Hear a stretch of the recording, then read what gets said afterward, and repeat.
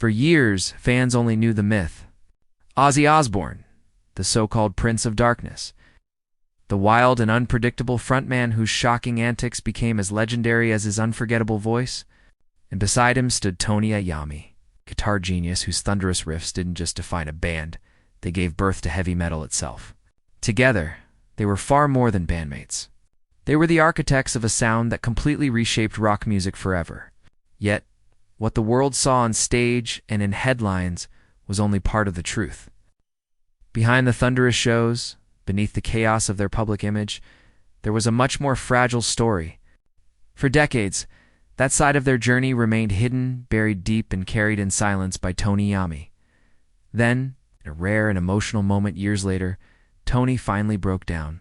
In an interview that left him visibly shaken and in tears, he revealed something that even the most devoted Sabbath fans had never imagined. His words did more than expose a bond.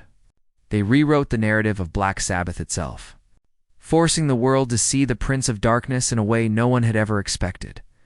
Long before they were legends, before the chaos and fame, Ozzy and Tony were just two kids from Birmingham, England.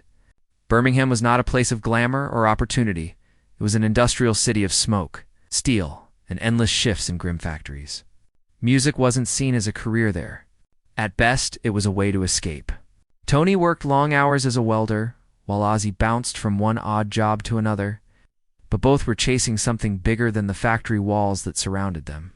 In the late 1960s, their paths crossed. They came together in a rough little band called the Polka Tulk Blues Band. The name was half a joke, and the sound was raw, but something was stirring. After a few lineup changes, the group renamed themselves Earth, and later, inspired by a horror film, finally chose the name that would make history: Black Sabbath. That was the moment everything began to click. Unlike the Pisandala vibes of the era, Sabbath's sound was darker, heavier, and filled with an ominous weight that no one had ever heard before. But their early days were anything but easy. Money was scarce, instruments were secondhand, and gigs were in dingy pubs where audiences barely listened. The band scraped by, often wondering if they would ever truly make it. Then, in 1970, everything changed. Their self-titled debut album hit shelves, carrying with it an atmosphere so unique that critics didn't know what to call it. Some dismissed it outright, but fans connected instantly. The darkness resonated with them. Later that same year came Paranoid, the breakthrough album that tore the doors wide open. With songs like Iron Man and War Pigs, Black Sabbath didn't just gain attention. They defined an entirely new genre: heavy metal. For the world, it was a revolution. For Tony, it was also the start of something deeper: a brotherhood. He and Ozzy weren't simply bandmates. They were two young men holding on to a dream, fighting against doubt, poverty, and impossible odds. Years later, Tony would choke back tears remembering those nights, the laughter, the hunger, and how Ozzy's humor made even the hardest times bearable. But as fame grew, so did the chaos. And with that chaos came cracks that would eventually shatter everything. By the late 1970s, Black Sabbath was both unstoppable and dangerously close to collapse. Their success had carried them from factory town nobodies to international superstars, selling out arenas around the world. But the price of fame was steep. For Ozzy, it was nearly fatal. What started as casual partying and drinking spiraled into something much darker. His addictions to alcohol and drugs became impossible to ignore. At first, it looked like the kind of excess fans expected from rock stars. But soon, it grew destructive. He began missing rehearsals, sometimes arriving too intoxicated to sing or not showing up at all. His once powerful voice wavered under the weight of substance abuse. His stage presence, once electrifying, became erratic. Then came the infamous incidents that cemented his outrageous reputation. In 1982, when a fan threw a bat on stage, Ozzy, thinking it was a toy, bit off its head. He was rushed to the hospital for rabies shots, but the story became legendary. Another time he shocked executives by biting the head off a dove during a meeting. He snorted a line of ants on a dare. He filled his home with exotic animals, joking about living in a haunted house and waiting for a ghost to fetch him a beer. These wild antics fascinated the press, but behind the scenes, they pushed the band to its breaking point. Tony, meanwhile, was desperately trying to hold Sabbath together. As the creative leader, he carried the weight of writing riffs, steering their sound, and keeping the group alive. But working with Ozzy had become nearly impossible. In the studio, the two clashed constantly. Tony wanted to experiment and push the band forward, while Ozzy seemed distracted, disconnected, and often too intoxicated to contribute. The chemistry that once defined them had faded. By 1979, the band was forced to make a heartbreaking decision. Ozzy had to go. It wasn't an act of anger, but one of despair. For Tony, firing Ozzy felt like cutting off his own arm. He later admitted that he never wanted to lose him, but there was simply no way to reach him. They had grown up together, shared dreams, and fought side by side, only to watch it all unravel in a haze of drugs and alcohol. "We didn't hate him," Tony would later say. "We just didn't know how to help him anymore." With that, the bond that built heavy metal fractured, and the two men who had once stood shoulder to shoulder drifted into silence. Yet separation didn't mean the end. Both Ozzy and Tony carved new paths, each shaping the future of metal in their own way. Many thought Ozzy's career would collapse without Sabbath. But just a year later, he shocked the world with his 1980 solo debut, Blizzard of Oz. Far from fading, he roared back stronger than ever. Songs like Crazy Train and Mr. Crowley became instant classics. Much of that magic came from his partnership with Randy Rhoads, a young guitar virtuoso whose style brought a fresh fire to Ozzy's music. That partnership ended tragically when Rhoads died in a plane crash in 1982, but its impact was eternal. Ozzy had proved he wasn't just the voice of Sabbath, he was a star in his own right. Meanwhile, Tony pressed forward under the Sabbath name. Though plagued by lineup changes and endless challenges, his riffs kept the band alive. With Ronnie James Dio stepping in as vocalist, they released Heaven and Hell in 1980 and Mob Rules in 1981. Both albums were hits, proving Sabbath could survive and evolve. The world now had two giants, Ozzy, the solo icon, and Tony, the unyielding backbone of Sabbath. But as their successes grew, the distance between them widened. For nearly 2 decades, they lived in parallel, bound only by their past and the music they had created together. Then, in 1997, the unthinkable happened. The original Black Sabbath lineup reunited for Ozfest. For fans, it was nothing short of resurrection. The roar of the crowd when Ozzy, Tony, Geezer, Butler, and Bill Ward walked onto the same stage was deafening. Against all odds, the chemistry was still alive. The riffs thundered, the voice soared, and for a moment it was as though time itself had folded. That reunion didn't just fuel nostalgia, it sparked a rebirth. In 1998, they released the live album Reunion, capturing the magic of their return. And in 2013, after years of anticipation, they released 13, their final studio album together. But the real victory wasn't the music. It was the healing. Tony and Ozzy weren't just bandmates again, they were old friends, rediscovering one another after years of silence and pain. Slowly, the walls between them fell. They toured together, laughed together, and in those moments, Tony confronted emotions he had buried for decades. Being back on stage with Ozzy wasn't only about the music. It was about memory, the hunger of their youth, the heartbreak of their split, the laughter, the chaos, and the dreams they once shared. For the world, their reunion was the return of heavy metal legends. But for Tony, it meant something far deeper. It was redemption. It was closure.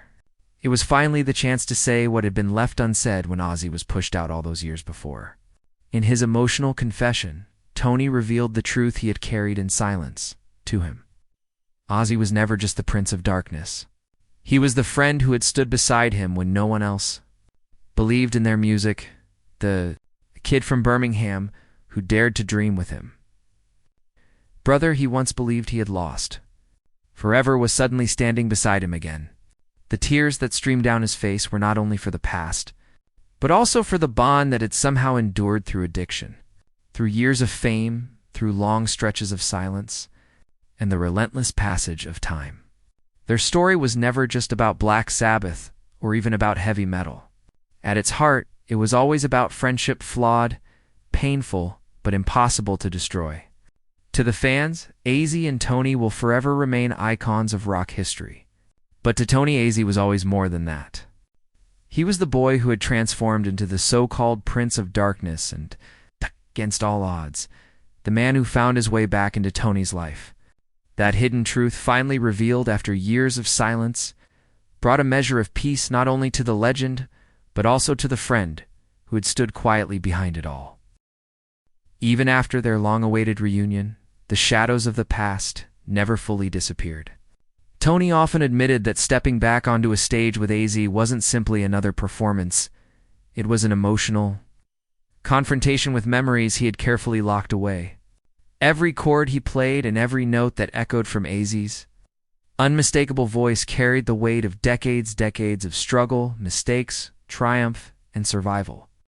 Those early days of grinding poverty, the long nights playing in smoke-filled Birmingham pubs, the punishing touring schedules, and the constant fear that they might never make it all of it, came rushing back with every cheer from the crowd.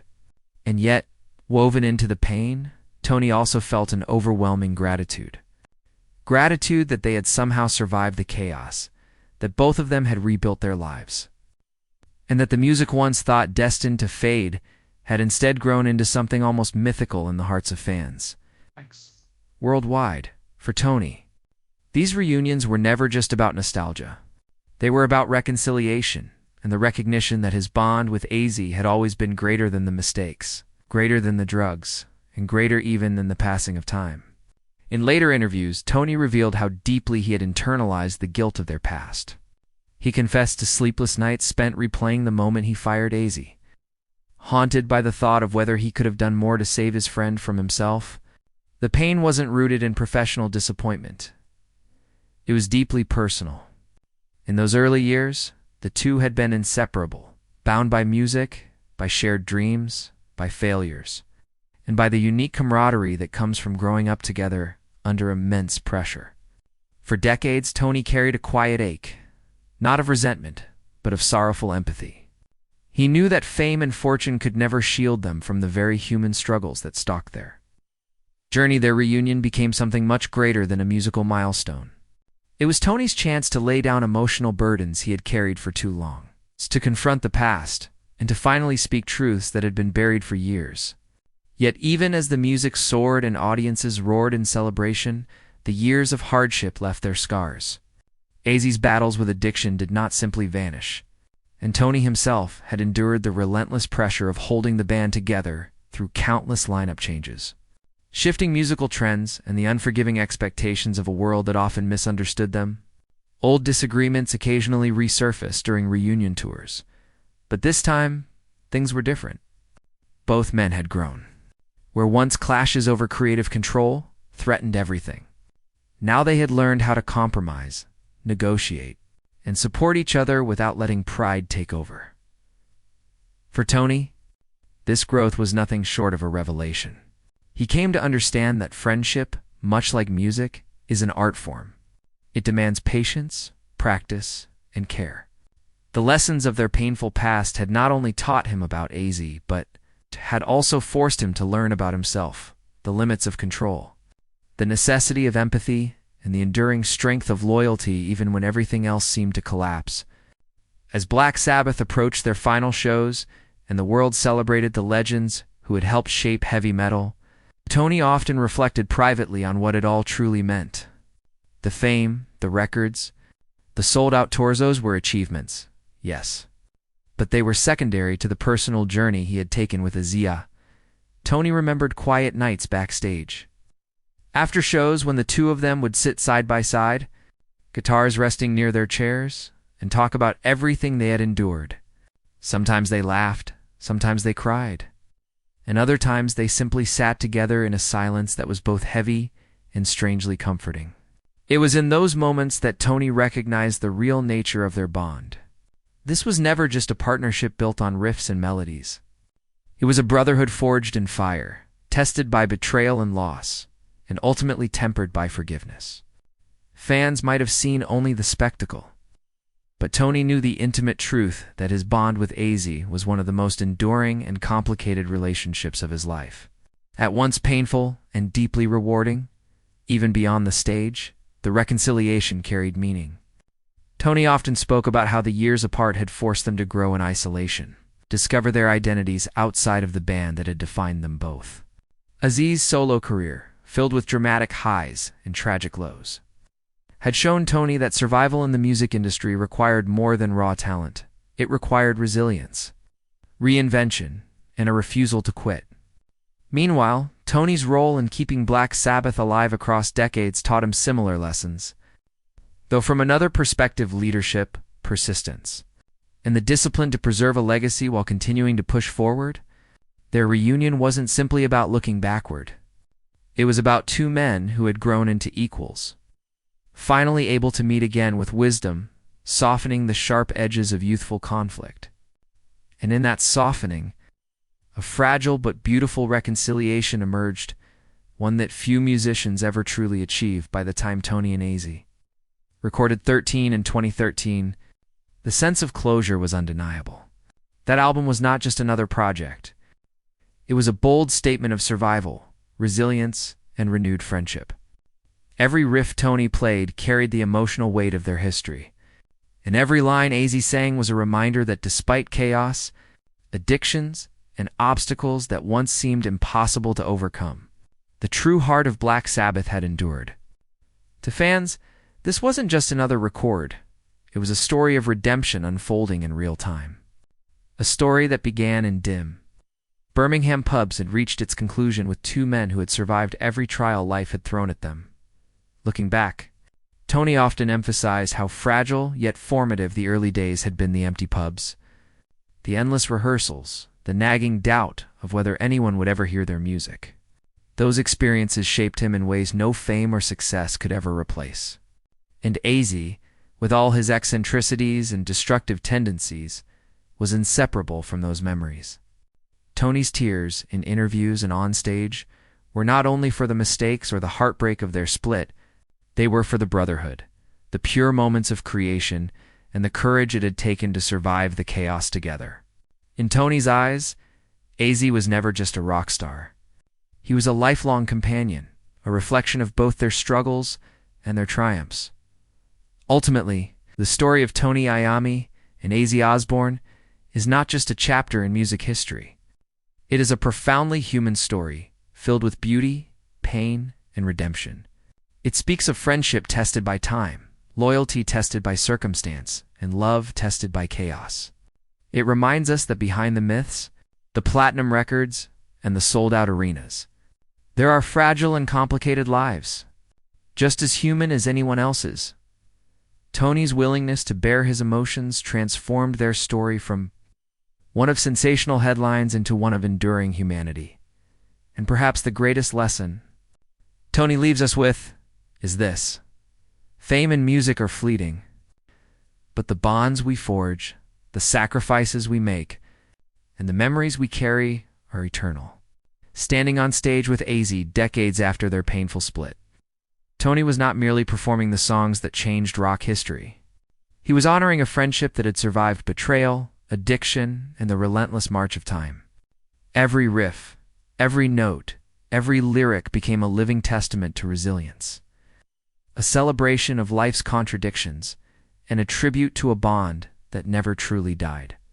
For Tony and for the fans who followed them, the legend of Black Sabbath will always be inseparable from the deeper, more human legend of Tony and Ozzy, two friends who lost each other, found each other again, and proved that behind every myth lies a story of friendship waiting to be heard.